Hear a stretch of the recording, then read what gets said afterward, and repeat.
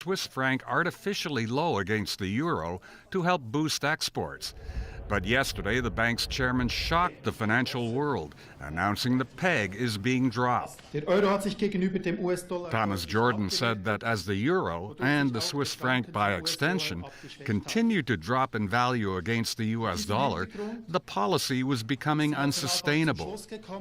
Within minutes, the Swiss franc soared by 30% against the euro and the dollar, and Swiss shares tanked. Today, Asian stocks also plunged. In Japan, the Nikkei lost as much as 3% at one point as the Swiss franc triggered a spike of the yen against the dollar. Here in Hong Kong, the Hang Seng Index lost 1% as global economic worries spread. Overnight, the Dow Jones lost 0.6% as investors fretted over disappointing bank results and the economic weakness in Europe. The move by the Swiss National Bank comes amid mounting speculation that the European Central Bank will announce a huge stimulus program next week. That would pump more euros into the system, further diluting their value. But the head of the International Monetary Fund said that because of the legacies of the 2008 financial crisis, bold action in Europe is necessary. Christine Lagarde said cheaper oil and strong growth in the United States aren't enough.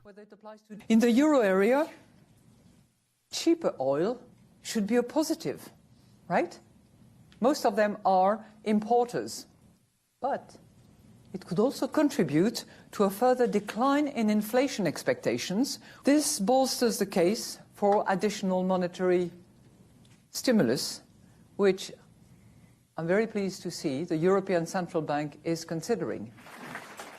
Alan Bookniat, TVB News. For that.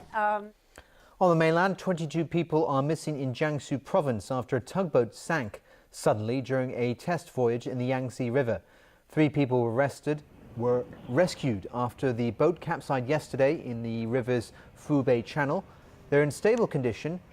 Those who are missing include the boat's owner and engineers. There were 8 foreigners aboard, 4 from Singapore and 1 each from Malaysia, Indonesia, India and Japan. Rescuers are using a crane to try to lift the boat out of the water. It's believed many of the missing are trapped inside.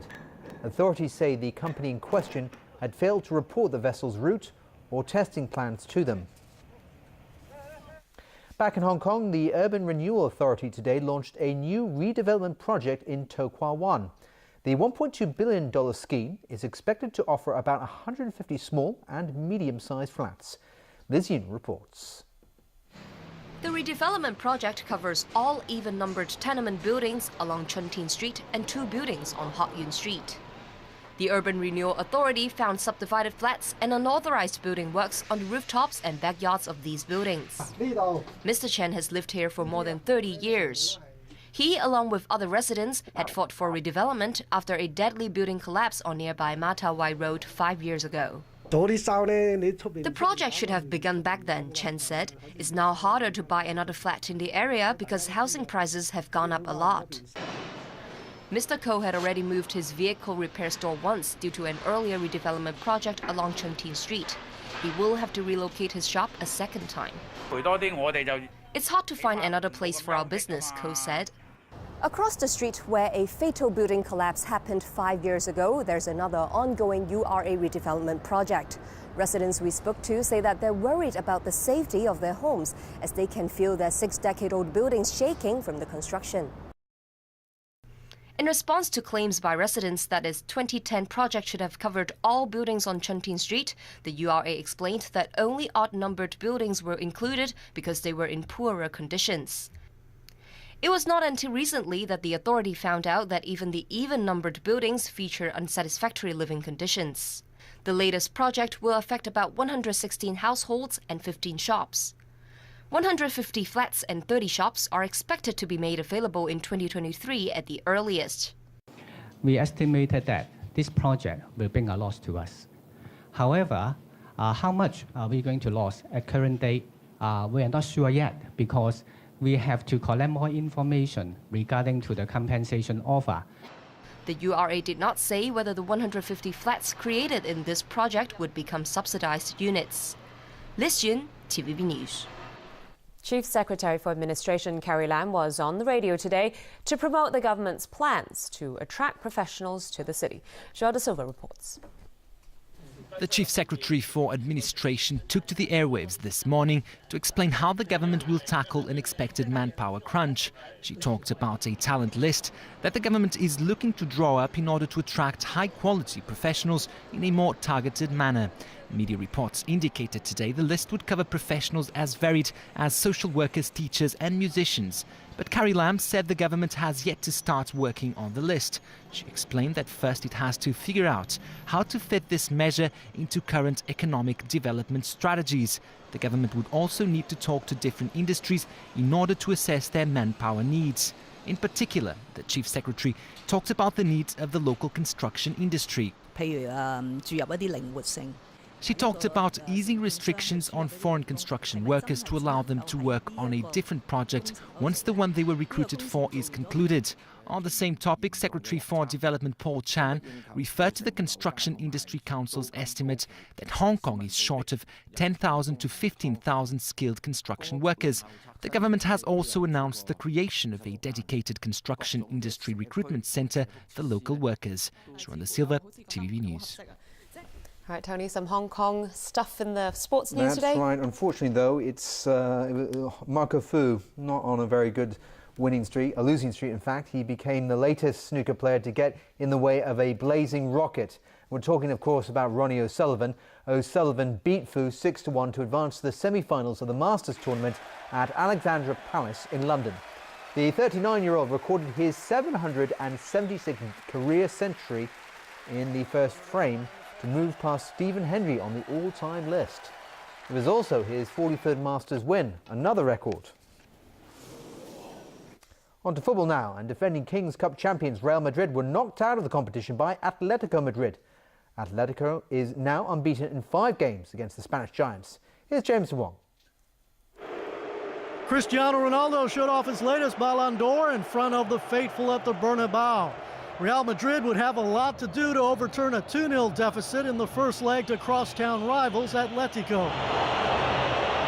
And Atletico did their best to take the suspense out of this one as Fernando Torres scored the first goal inside of a minute. It was also his first since returning to the Spanish capital.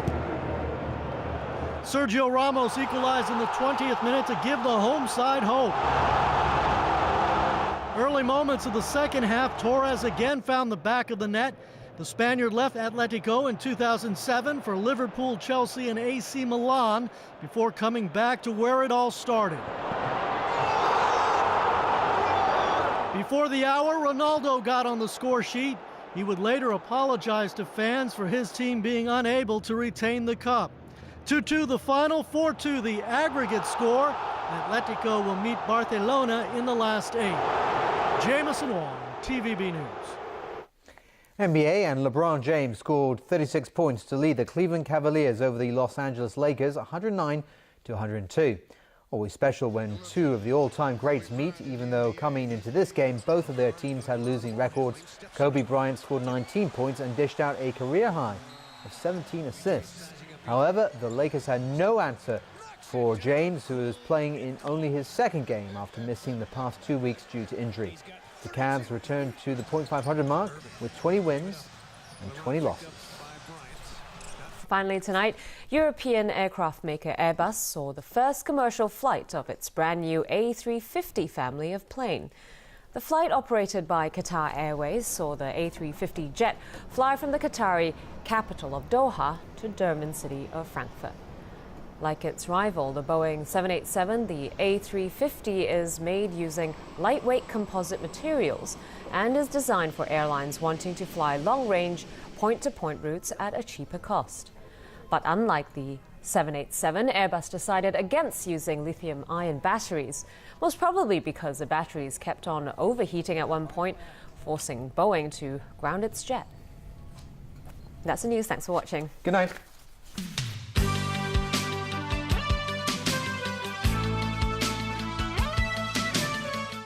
Kung Fu, or Chinese martial arts, made its way from China to Hong Kong in the 1920s. However, many styles are dying out with their masters as public interest wanes. In a two-part series, the Pearl Report finds out the challenges of keeping it alive. Monday night at 8. Don't be fooled by the fact that it looks all fuzzy and warm. It's a threat to forests and people, and we haven't figured out how to beat it yet. It could give rise to a new species. Tuesday, Wingxing Photo Supplies 40th Anniversary presents Conquerors at 9:30 on Pearl Spectacular. Does being social make an animal more intelligent? When you're a social animal, there's a lot that you need to keep track of.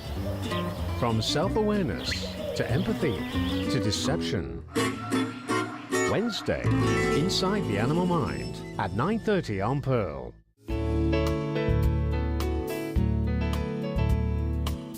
Good evening. It was fine and dry with some haze in the afternoon, and as tonight's situation chart shows, a winter monsoon continues to affect southern China. And at 5 p.m., Tropical Storm Michaela was centered about 980 kilometers east-southeast of Manila. It is forecast to move west at about 18 kilometers per hour towards the seas east of the Philippines.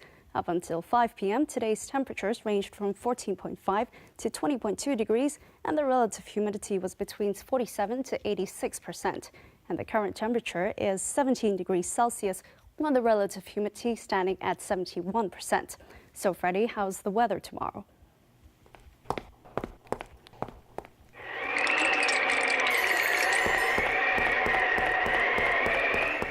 It will be fine, cool tomorrow morning, and temperatures will range between 13 and 18 degrees.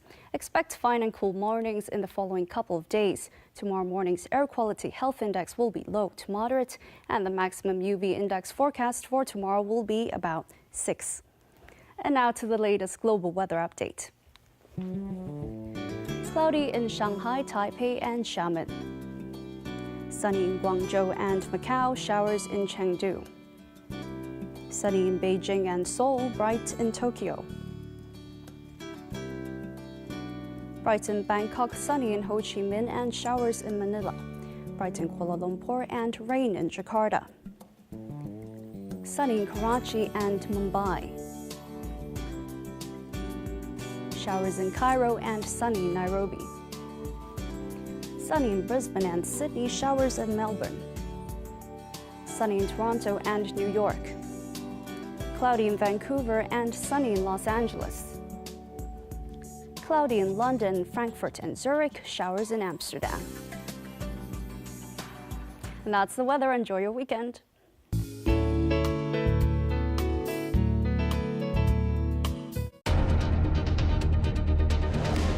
When you fight fires together, you become a family. In this family, everybody comes home.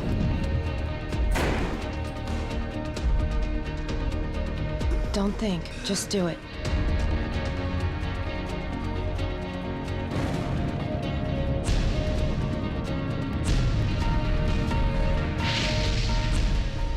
Chicago Fire, Monday to Thursday night on Pearl's Midnight Drama. Get ahead and stay ahead. In Putonghua only, SHHK Market Express. Live at these times on every trading day on Pearl.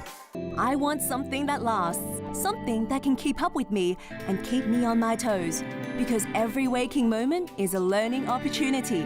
I can choose to learn everything about something or something about everything.